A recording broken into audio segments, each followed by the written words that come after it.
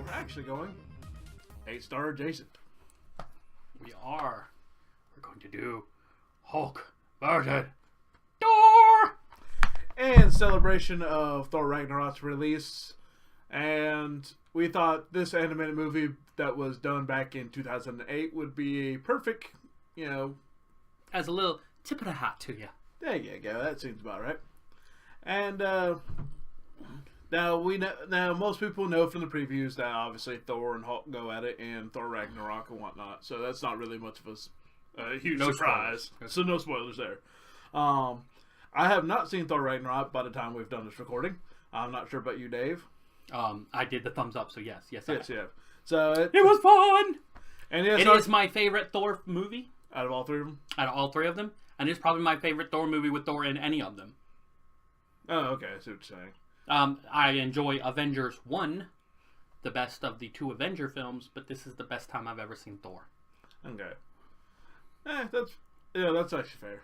One of our multiple guests, Martin Phillips, he was very disappointed with the movie due to something that was shown in the trailers. We can go ahead and go spoilerific with it, and that was the breaking of the hammer.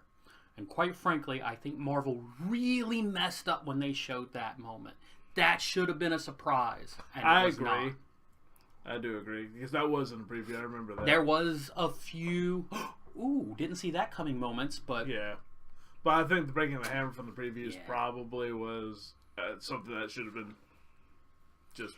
In the beginning, Thor is fighting with one of his classic comic book villains. Mm-hmm. No spoilers. It's he's in that realm and he's fighting little peons and stuff. Yeah. And that should have been how they start the movie. That should have been the trailer. It's like, because he starts off with a narration of, I bet you're wondering how and then he goes into what he's doing. Oh, that happens. Yeah. And then they kind of jump into the story. And that should have been the trailer. I bet you're wondering how I ended up Ragnarok 3, Or it's Thor 3, Ragnarok, whatever. Yeah, I gotcha. Well, the funny thing is that,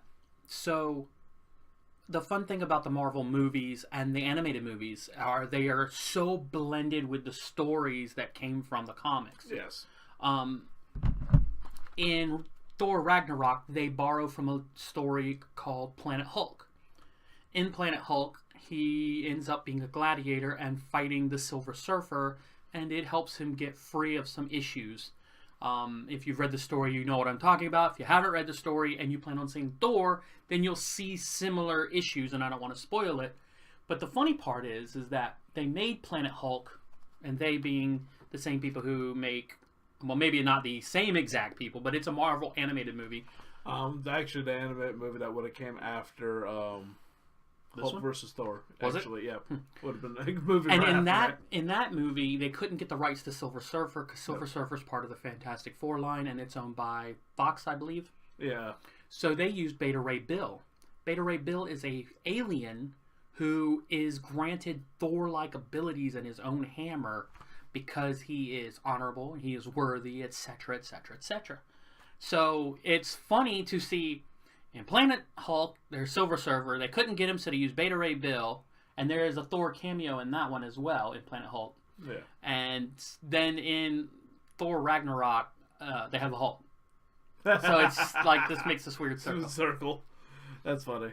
So, ladies and gentlemen, let's get down to brass tacks here. Now, it was my suggestion to do the movie, but I haven't seen it in a bit. So if I'm a little rusty, I'm rusty. Fair enough. In this movie... starts off, we on Asgard. And at this time, Odin is in his 1 week slumber. Yeah, 1 week slumber. The all-father sleep. Yes. And the Odin sleep is what they call it in the movie. And at this point, Asgard would be considered vulnerable for takeover. So all of Asgard's enemies, the frost giants, the trolls, all these other like immortal like beings show up, and it's an all-out war. At which typically Asgard wins. Surprise! Anyways, up until Loki decides he's gonna try and take advantage of the situation himself, aka bringing in the Hulk.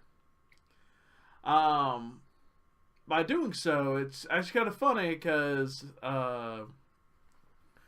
him and the Enchantress find a way to separate Bruce Banner from the Hulk, and Loki takes over the Hulk via enchanting mind control. Which goes well for a while until Bruce Banner keeps reminding him, you really can't control the Hulk.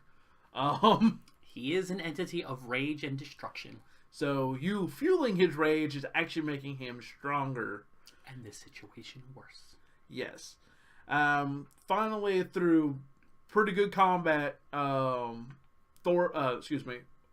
actually does break free from the bindings and is now just a rampaging green monster. So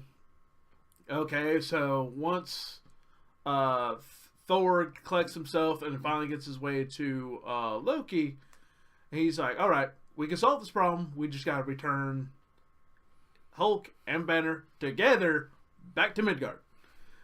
Well, kinda can't. Loki, as Loki is a dick. That's fair. It really is. He actually killed Banner. And where is Banner now? In hell. That's with one L. Just one L. One L.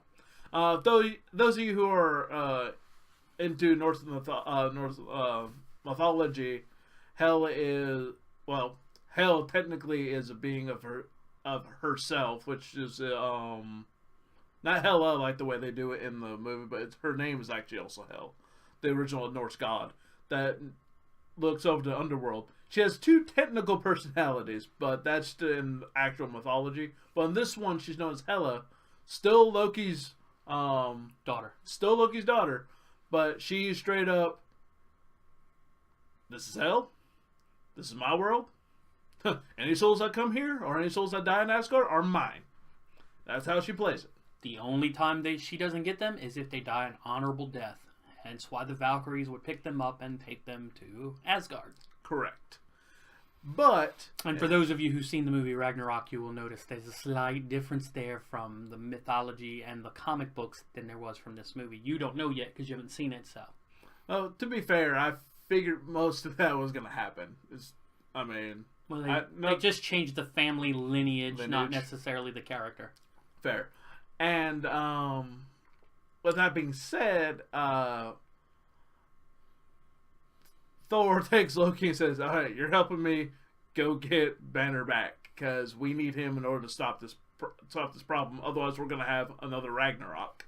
At least by the animated movie standards. Well, the Hulk is quite possibly capable of destroying all of Asgard, a.k.a. easily. Ragnarok and roll. Yeah. And, so by doing so, they actually trick Hela into pretty much giving them back Banner and having Hulk go to hell with them. Realizing Hulk literally is wrecking the place. There's nothing stopping him. You're smashing all my favorite skeletons. Stop it. Exactly. And finally, the one person who actually stops the Hulk at the end of all this is Bruce Banner himself, who has been courageous, nope, Hulk, stop. You don't need to do this anymore. And when they recombine, let our powers combine. Hulk calms down, goes back to being Bruce Banner, and that's pretty much the end of that whole conflict. Hela decides, hey, wow, he was the most courageous, truly one of the most courageous person in this place right now. I'm sending him back to Midgard because I do not want this beast in my area ever again. Sends him back, and of course, Hela does not allow this to happen without consequence. There is always a price. She says, I let a soul leave. That's not what I do. So I need a soul. Thor and kind says, well, you can have mine, but I'm going to fight for it. And she's like, yeah, you're probably right. Loki, come here. Hey, Dad. Hey, Dad. No! Go to my room! And that's pretty much how that ends. Hulk is back on Earth, wandering as he normally does to kind of keep away from civilization, yada yada yada. Yeah, that part always kills me. And That was without a doubt the best thing of the television program. watching the end where he's just walking backwards. The two things that came out of that show, besides the actors were amazing. Lou Ferrigno and David Bixby. The two things that came out of that became canon to Hulk comics was, so we all know that Hulk's name's Bruce Banner. Yes. They didn't want Bruce to be the name. They felt it felt a little soft, so that's why they went with David Banner. So in the television show, he's David Bruce Banner. And I believe in the comics I think they still use it as David Bruce Banner. But he may be Bruce David Banner, but whatever. Yeah, they use some combination of it. Yeah, they incorporated it from that. And then Hulk always finds his way back to his birthplace in New Mexico, and they use that kind of hitchhiking, traveling. They don't do the music because you can't do music in comic books, but it's always part of that that moving Hulk. Yeah. Even in this movie, they don't really do the whole hitchhiking thing, but he's still doing the whole wandering thing at the end of it, and that's how they end the film. And 45 minutes of high octane action. And... Yeah, I mean, it's a comic book movie, the way comic book movies should be. And Thor Ragnarok was a comic book movie the way a comic book movie should be. It was fun. There was action. There were heroes. There were, wasn't trying to be an art piece. It nodded its hat to what came before. It borrowed from some 80s fun things. It was like, you know what we totally need? A kick-ass rock and roll soundtrack. Boom, let's do that. Yeah. So there's a lot of fun things to it. There's things that comic book purists might find problems with, just like they would with this. They would probably find problems with this too. But it's fun, and that's why I picked this. I'm not even a Thor fan, and I liked him in this. It's funny. Thor has never been my top dog for Avengers. It's nothing against him in any way, shape, or form. When you talk about powers and skills and what's your number, you got to build an Avengers team to take on Galactus. Yeah, Thor ends up in that lineup all the time. But it's like, who do you want to read about? Who do you want to hang out with? Who do you want to? If you're playing the role playing game, who do you want to be? Very few people pick Thor. The cat baby. Stars and Stripes. Charging Star. Love Marvel vs. Capcom. Thumbs up, soldier. But no, but this movie was, like I said, it was entertaining for what it was. And realistically, the way this movie goes, the way this movie kind of got me, I really do want to see Ragnarok. It just kind of gets me hyped to want to go see more of this Marvel film. And the Marvel Cinematic Universe is become this roller coaster of great films over time, and it's gotten strong enough to it's creating its own mythos now. There are people who are Marvel movie fans who've never picked up a comic or only picked up a comic because of it. It just as there was the animated series on cartoons and the cartoon movies that have created fans. Start humming the X-Men theme and people will hum with you. Oh, the 92 X-Men. Can't get enough of that. Love it. With that being said, for those of the comic book purists, I just want to get a few words real quick. I don't disagree with you. There are some things you kind of go, oh, why would they do that? They did this, they did this. I said, you're correct, but the one answer I have for you is the fact that whoever wrote this story at the time, or whatever you're used to reading, had this in mind. The next generation of people who are going to be reading comics are going to be reading a story from a completely different writer who had this in mind. Stories change. Canon is canon based on what you personally have read. Audiences change. And audiences change. So it's one of those things where, hey, the cinematic universe is a long series of movies, a big storyline that's been written by 7 different people, but crafted well over a decade. And it's its own canon storyline now. And I know there's things that pander back to the comic books, but that's just kind of giving them a little homage, saying, hey, check this out, we could have done this, but we're not. But well, I think we should approach this animated movie as through the eyes of an anime fan. How would it stack up to anime in general And would you consider giving it to someone who was an anime fan? All I ever, let's take Samantha as our example, who watches a lot of Miyazaki films. Would she enjoy this? You know what I mean? Animation-wise, it's animated quite well. Yes. But it is animated in a Western cartoon with a Marvel touch. It's going to have huge hulking people, especially when you're talking about Thor and the Hulk.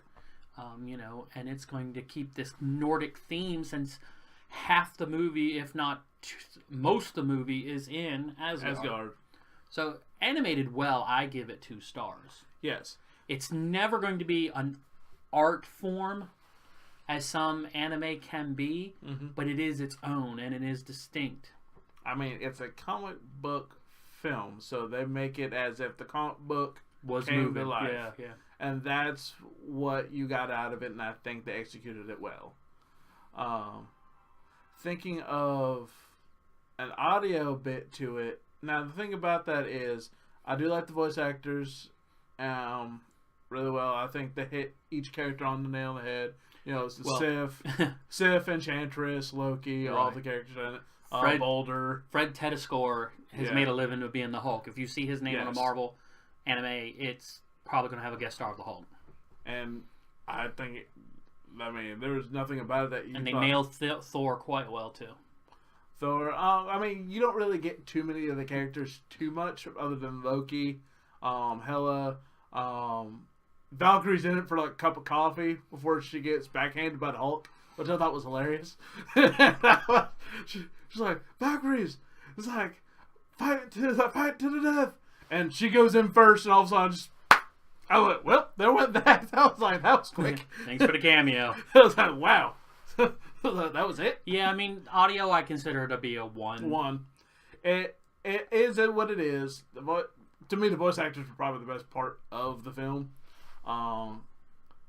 The rest of it kind of just fell in place. It did its job. Yeah, it's in the background. It's there to kind of get you hyped. You know there's danger. You know this is happening, and that's how it's going to be. Sound effects are adequate. Now we go to story. Now, granted, these films are kind of doing what the cinematic universe, the Marvel Cinematic Universe did. They do have a hint of following to them. They're not. You can watch these separately and be just fine. Right. However, they do have a slight corresponding storyline. I don't think their storyline connects as well as the. That's what I mean. It's not like the cinematic universe where there is a long overarching story. Here, it's more of loosely connected storylines where what's happened. What's already happened to these characters. You should, or at least have an idea what's happening to these characters. Right. By the time this movie would have started. The fun part is that this Hulk is the same Hulk you're going to find in Planet Hulk, which is the same Hulk you're going to see in some of the animated cartoons. It's the same kind of characteristics. They don't switch him up. They don't borrow from his 70-something years worth of history and go, hey, let's use the Gray Hulk, and then not explain why. So that's the fun part about these animated films, is that they are all standalone, yes, but the characters are true to the characters. And that's the one part I do like about it. And in terms of story of what we have in this 45 minutes, I think that's the big problem right there. You nailed it. Of what we have. And I kind of go, I have to actually give it a 1. I do too, and I like it. And that's the thing. I'm like, there's nothing wrong with this film. It's just a short story, and you're not got a lot of time to develop anything. I look at this story as if this would have been like maybe 2 to 3 comics worth of storyline. The downside to the movie that I chose, even though we're kind of highlighting the Thor aspect of it, it's really a Hulk movie. Yes. And Hulk is 2 things: a raging monster and a genius. Mm-hmm. And we don't get the genius too much in this one. No. And the one part we do get the genius in, it's him being the real hero. Being the real hero of the film. Which is kind of the part to it, considering the film is mostly realistically about the Hulk. Granted, like I said, Thor being a huge player in this is why we chose it. Right. It does showcase Thor very well. It shows him in a good light, in a classic Marvel style. because it's him going, hey, And the troubles he has with Loki and with Hela. and just Odin's sleep in general, because he just didn't really like the idea behind why we had to do this constantly on a regular basis. It's like, this happens every time. So a week goes by and we lose brethren as much as we kill our enemies. It's something he just didn't much care for. But hey, yeah, that's what it is. But overall enjoyment, definitely a 2. I can't fault it for what it is, because I loved it from beginning to end. They gave you a story, gave you a setting, and they're like, okay, awesome. Well, I've said it since 1991. Make mine Marvel. Good. So, any last words from you? No, I mean, we give it a 6. Now, would we share it with an anime fan? Yeah, I would. This is where I kind of go yes, because I think if they're a fan of like, but yeah, there's an shonen asterisk. style. Is that the right word? Where it's like the adventures, Yeah. the boy heroes. Shonen anime, manga, and all that jazz typically have either a combination of high action, sexy women. Not so much on this movie. Don't Well, have I'm that, just saying. but just in but general. keep going. Sexy women. Typically anything young boy anywhere between the ages of about 10 to about, let's say, 18, just to kind of give a small Well, the characters aren't in that, but the movie's definitely directed for someone in that age group. That's what I'm saying.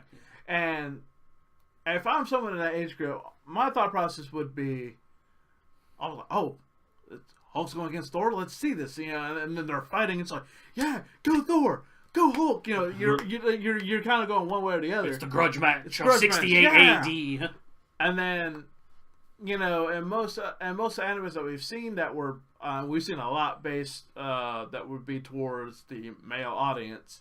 Not necessarily for children, though. Not necessarily for children, but still. Yeah. Well, it's actually kind of funny that you say that, because it depends on where you're at. In Japan, that changes slightly. You think Kaijo's a kid's anime? No. What about Bento? What I'm saying is, Or Bento Brawler? but it wouldn't necessarily be adult. You were looking, maybe more teenagers.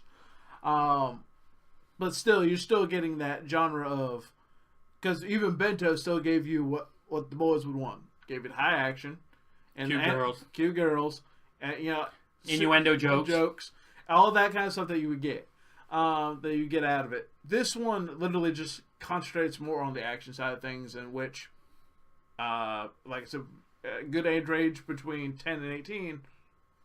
Awesome. Yeah. So. And it's an anime that you could sit down with young kids, older kids, even as adults. We enjoyed it, Mm-hmm. So it does multi-aged. Yeah, I mean, if someone wants a drama, this isn't that. No. The animated movies really aren't long enough to be truly dramatic at times. It's more, a lot of these are all typically one and dones. So just out of curiosity, did you watch the one with Wolverine over here? Yeah, I did watch the one, which sadly I like that one better only because Deadpool was in it. I hate Deadpool. You deserve a better hero than Deadpool. Though, to be fair, the movie Deadpool is okay. The thing about Ryan Reynolds is awesome. Deadpool still sucks.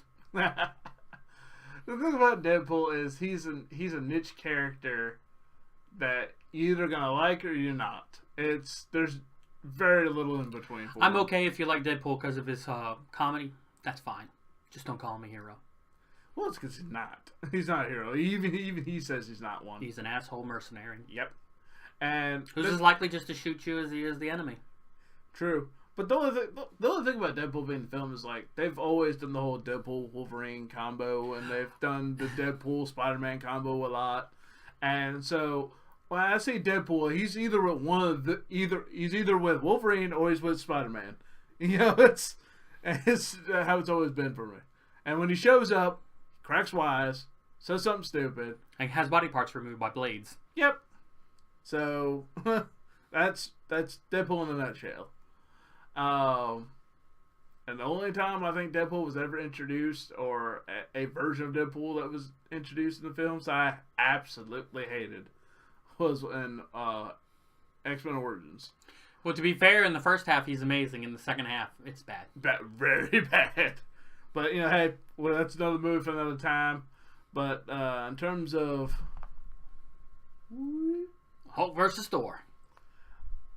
I think we've said our piece. Excelsior. The question is, what did you think? If you ever want to have a chance to see this film, I'm pretty sure you could probably find this on one of our streaming services. Yeah, like Netflix, Hulu. Somebody has it, I guarantee you. Shoot, give it enough time, Disney will have its own streaming and it'll probably be on there. A lot of people are already mad about that. Ah. Well, no, because all It's the Marvel... affordable. No, it is affordable, but the problem is, like, that means all the Marvel stuff got pulled off Of Netflix. because of it. And granted, I told people, I said, I have an anime streaming service, and that's it. So if I felt like I want to actually watch the Marvel stuff and Disney, the Disney streaming service seems You can always buy it on DVD. Yeah, that's true. Actually, that's true, because now that Disney's probably going to have rights to it, they're going to be like, DVDs. Well, I know the Daredevil series, season 1 is already out on DVD. Yes. They're taking way too long on getting those out, man. Because I was like, they should be out, ready to go. But then at the end, they want to make money off their streaming service before they decide they get money on DVDs. But, hey, you know, that's them. We love you, Netflix. Don't sue us. And you. Just, if you're going to do it to him. Yeah. Don't worry. What? Yeah, sue me. Yeah. Hold on a second. Get all my debt. There it All is. my tasty debt. The logo. My logo. It's a cool looking logo. You like it? Yeah. I stole it from the internet. I like it. Alright, folks. I'm Chris Brown. He's Dave.